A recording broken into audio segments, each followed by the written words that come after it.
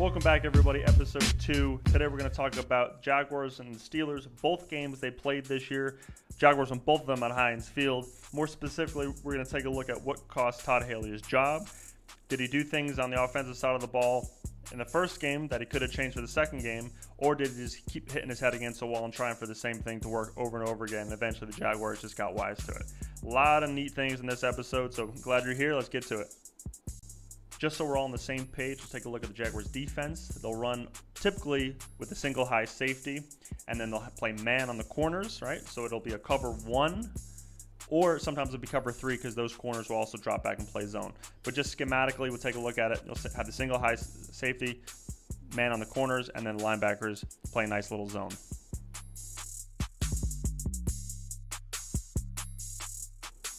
Now that we know what the Jaguars like to do on defense, let's take a look at what the Steelers on offense can do to get around it. Typically, when you have man coverage, you'd like to try to shake free of those cornerbacks on the edge, you know? So sometimes you'll see crossing routes, you'll see some shallow routes right over the line of scrimmage. You also like to see some read routes, many different things. In this case, we're going to have Antonio Brown run this in route right over the middle. Take a look at how many times you'll see this over the course of the video. I guarantee you'll be surprised because very few times do the Steelers employ routes that are actually enabling them to shake free of the Jaguars. We're going to see here in the incompletion from the first game, the Steelers like to go deep. They're a vertical offense, except it doesn't always pan out well against the great Jaguars corners. We're going to see here, and they're going to keep trying it over and over again, so that's one thing to look out for. Instead of going deep, maybe they should try to do some under routes or try to get in that soft zone that the linebackers are going to drop into. Here, we're going to have linebackers lined up over the A-gap. Eventually going to pop back, create a nice little zone. The Steelers are going to have trouble solving it.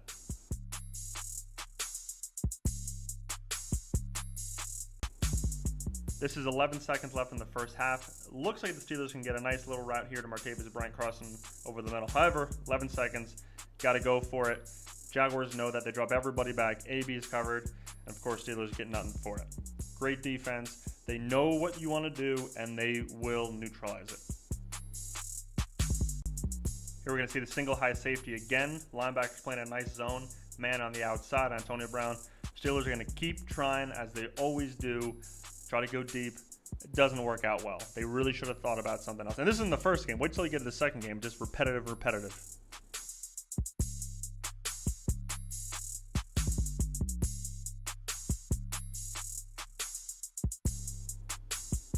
In the red zone, try to get a screen to Juju. Look at all the guys on the screen. Look at all the Jaguar defenders. What are they thinking? Todd Haley's drawing up this play saying, all right, this is going to work? There's no way. There's no way they can get around the defense with that play.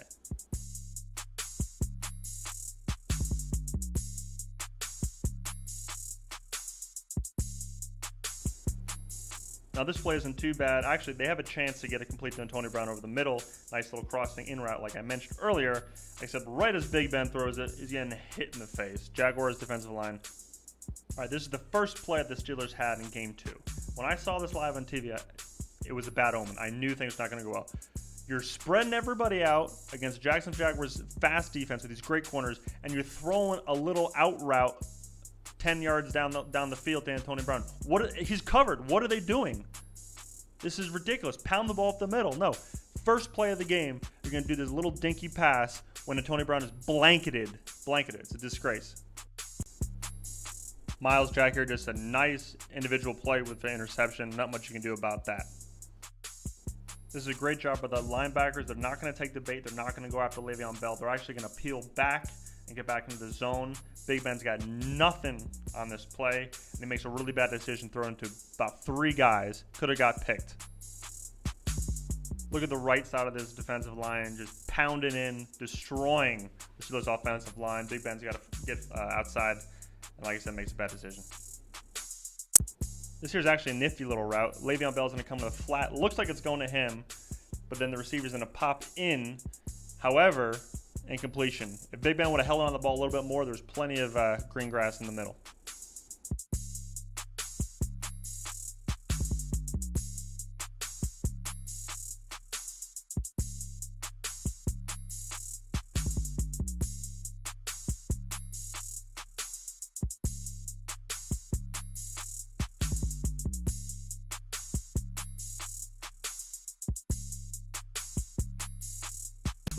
This play right here is a great example of how defensive line rushing only 4 completely destroy a play.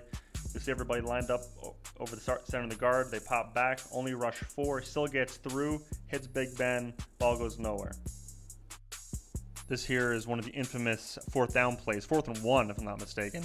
They go to Juju. I like the crossing route, but I don't know if I would have called that play right there. I mean, I know you want to sort of shake off the cornerbacks with these kinds of routes, but on 4th and 1, you got Le'Veon. I know there's a lot of guys there in the box. Just got to pound it. Can't make plays like these. And listen, he could have caught it and we would have forgot about it, but probably not the best play call.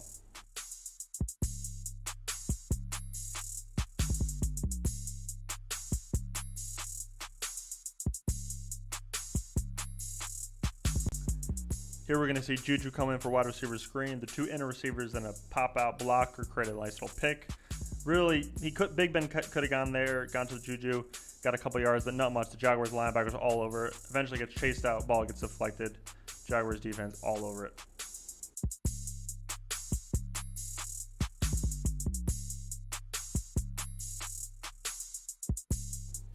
All right, we're going to see AB isolated on the far left of the field against the corner. Really, nobody else is on that side. Everybody else is on this 1 hash mark or in. Big Ben's going to go to him. He sees a 1-on-1. Might as well try. Can't win the lottery if you don't buy a ticket. Doesn't work out there. Sometimes they'll get it to work. Other times, most of the time, Jaguars are all over it. Now we got to the completions. I know I mentioned that they're going to keep trying to go to AB deep, especially when it's single coverage or man coverage on the outside with a single high safety. They got it here, and it worked.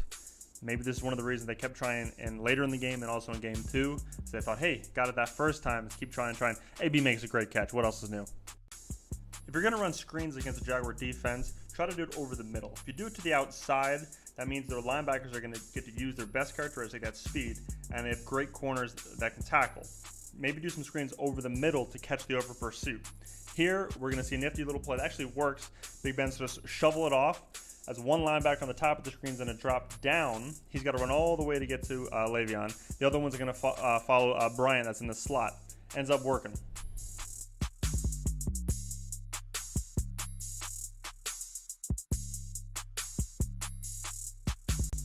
This play here, Ben's going to go to AB, who's isolated with Jalen Ramsey on the top part of the screen. The linebackers playing zone really offer nothing underneath, so Ben's got to go to Antonio Brown. Makes a nice catch as he's coming back to the ball.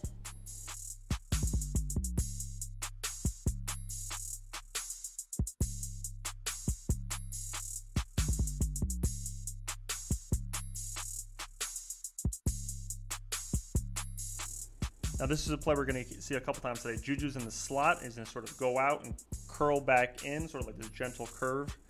And he's going to get over the linebackers that are playing a nice zone and past his man. It's going to work here, and it ends up working a couple other times.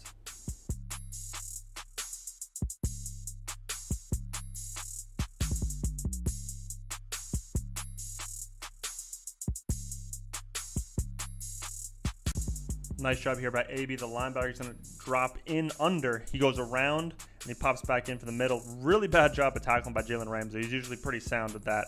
Let's take a look at it from this angle. See the linebackers come in. They go back out, as they typically do. We've seen that a million times already. Then throw it, and Ramsey just pushes him and allows AB to get plenty of yards after catch.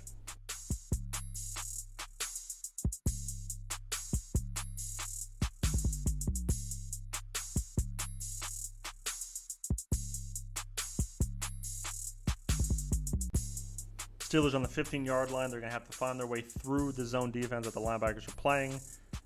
End up getting it done. This is the kind of play I can see the Patriots running in the AFC Championship on Sunday, because you know the Patriots are going to want to move those slot receivers, those fast receivers in and out of the middle of the field, and it works on this play.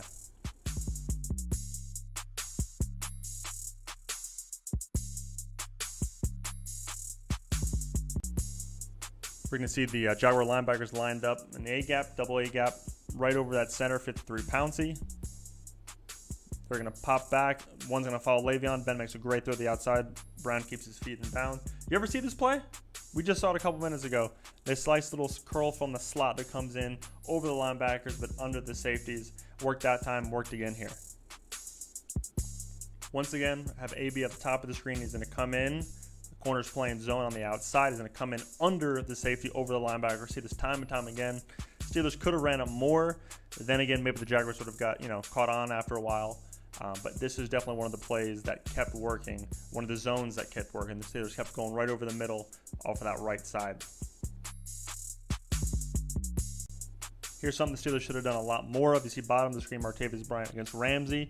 He's going to come in, do a nice little drag route, get a couple yards. Listen, it's not great, but there was problems with the exchange of the receiver. Ramsey was playing zone on the outside, and that allowed Bryant to come in and get a couple yards. It really would have been nice to see that also against some man coverage, too, to see if he can shake him. As I said, the Steelers like to go deep. In this situation, though, however, they go short, nice little route where AB comes back to the ball. I can definitely see, once again, the Patriots doing something like this against the Jaguars defense. You got to look for those little holes. You can't always go deep.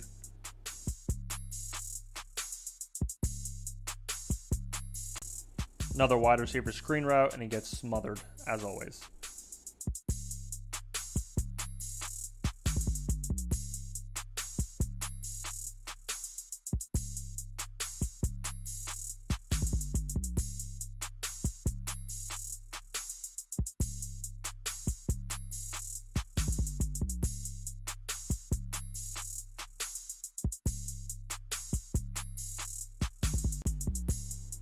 We saw this play from the Steelers in the first game. It'll work. They're going to have a shovel pass to the wide receiver, go right through the middle. A great way to counter a very aggressive Jacksonville Jaguars defense. Fast linebackers, counter the over pursuit, and it works here.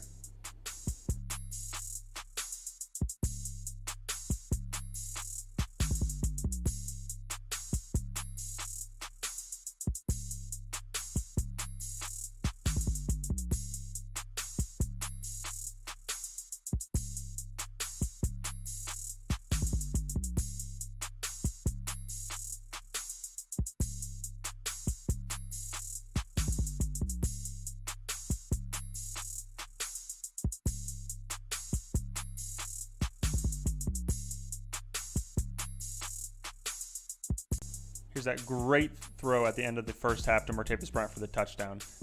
Playing two deep safeties, and he gets right through him. Not a good job by the Jaguars secondary. Here we're going to see the Steelers capitalize on the over pursuit of the Jaguars defense once again. A nice screen pass to Le'Veon Bell.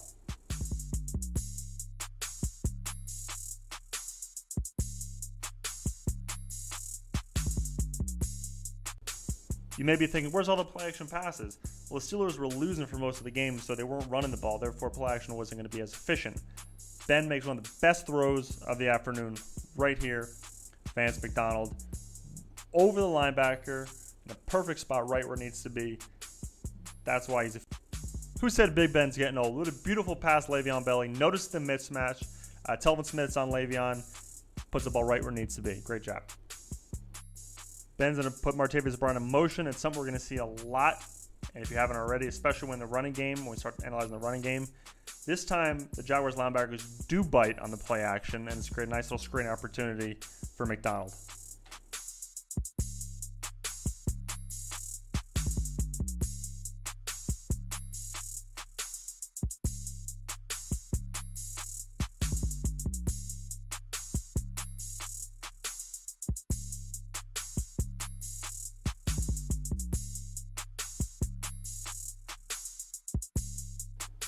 When you're facing a team with a great secondary, just like the Jacksonville Jaguars, you're going to have to find other ways to move the ball downfield. This play here, Ben's going to fake the handoff to Le'Veon. The linebackers get sucked back following the four receivers downfield. Creates a nice lane for the running back. Goes for a nice gain. Those are the kind of plays Steelers need to be using. Well, they're out of it this year, so maybe next year with the new offensive coordinator. But you got to find ways to not rely so much on your big-time receivers like AB, because they will be neutralized for the majority of the game with great defensive backs. One of the few examples of a cross-lane or an in route that the Steelers used to beat the man coverage. Nice throw by Big Ben, as we're going to see in the next angle, but AB right across the middle, plenty of space. Offensive line's going to create a lot of space with all those guys in the box. Pelezi, the middle linebacker, is going to drop back, and Big Ben's going to put a laser right on AB. Nice gain. These are the kind of plays that were absent for much of both games, and it's very possible Haley lost a job because he wasn't able to move the ball downfield without great plays like these. You can say, oh, the Steelers only lost by 3. Yeah, but how many fourth downs did they make these incredible plays? How many times? How many plays were the Jaguars playing back in a deep zone and letting the Steelers get 10 yards and 20 yards and move the ball? This game wasn't as close as it looked. Now we get to the rushing portion of the video. It's going to be a lot of fun because we're going to see both teams battling out in the trenches. Steelers have a great offensive line. Marquise Pouncey, David DeCastro, Ramon Foster. They really have an edge up front. I really do believe that. And the Steelers, without a doubt, should have focused more on running the ball up the middle.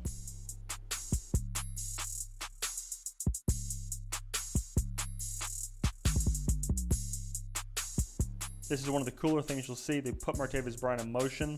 What it does is creates confusion. 1, 2, 3 defenders are going to get caught up because they don't know who's going to get passed off to Martavis Bryant. Creates a nice little lane for Le'Veon Bell. We will see this time and time again. Just focus. On these rushing plays, pay attention to a man in motion to try to trick those defenders. This play here, we're going to see Yannick Ngakoue just completely destroy Jesse James, get to Le'Veon Bell in the backfield. Beautiful one-on-one play, individual effort.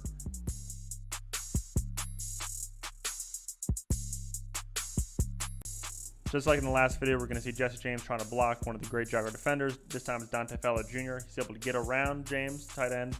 And of course, number 50, Telvin Smith's going to shoot the gap in the middle. They're going to bring down Le'Veon Bell.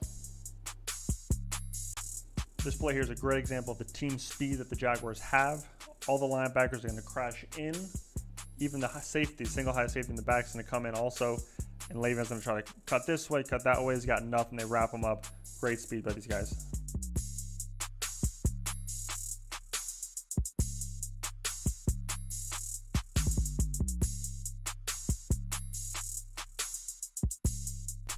I know this is a screen pass, but I just want to sort of demonstrate how you can sometimes beat this defense when they over pursue. As I mentioned previously, this is a nice little screen pass.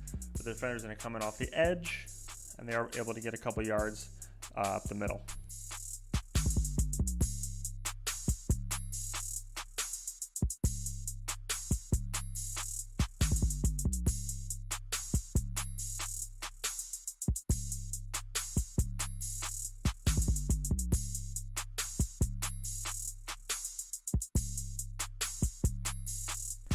This play here, I just have no idea what the Steelers are trying to do or this play design.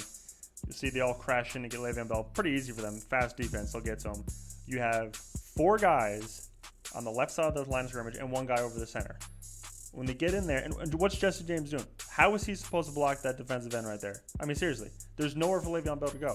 He's dead to rights.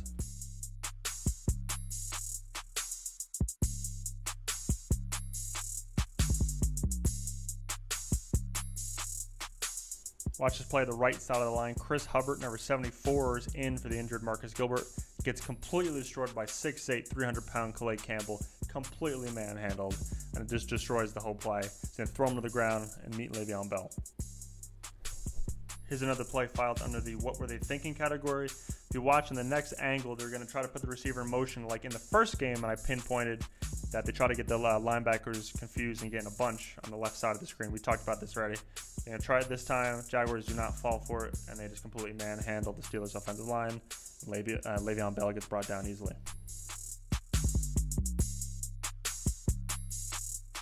As we see here, if you don't try to run outside all the time and you run it over the middle with those great interior linemen the Steelers have, you are definitely able to have some success.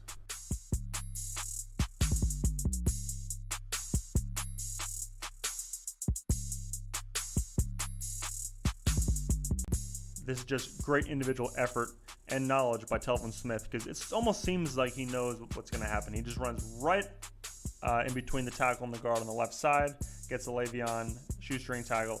Wonderful play by him. Very fast linebacker.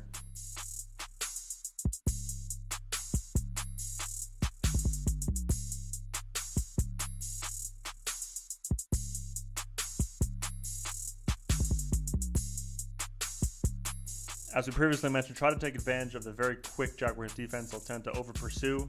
Nice little handoff here to Le'Veon Bell. He's going to go right to the left. And the 2 rushers on the edge are going to collapse in, and they're completely going to miss him. This is 3rd and 2 at the end of the first quarter, 14-0 Jaguars. Steelers have no business running this pitch play with the speed of these linebackers. They're going to crash in. Le'Veon ends up getting 1 yard here and brings up that infamous 4th and 1 that we'll see in a moment.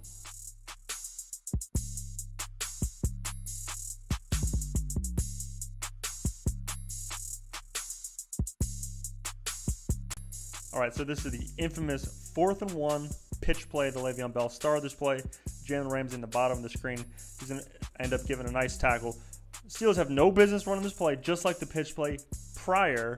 They keep trying, and this is one of the reasons Todd Haley ended up losing his job. Sorry, but that's it. Why are you running a pitch play against this fast defense when you can just pound up the middle with a great interior offensive line that we've seen?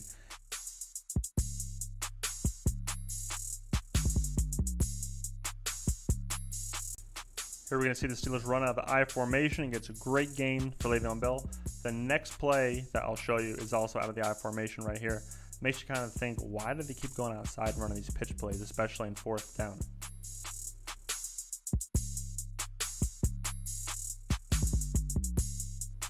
All right, everybody, thanks for your time. Hit like, hit subscribe. My biggest goal here was wanting to show you exactly why the Steelers failed in their 2 games against Jaguars. We know the Jaguars have a great defense. I want to show you some of the strategies, single high safety and all that, but also what the Steelers didn't do in either game. They didn't really have a lot of crossing routes, shallow routes, and they weren't able to shake off those cornerbacks, and they kept repeating some of the same mistakes. And I think if they were to run the ball a lot more, they would have had a lot more success.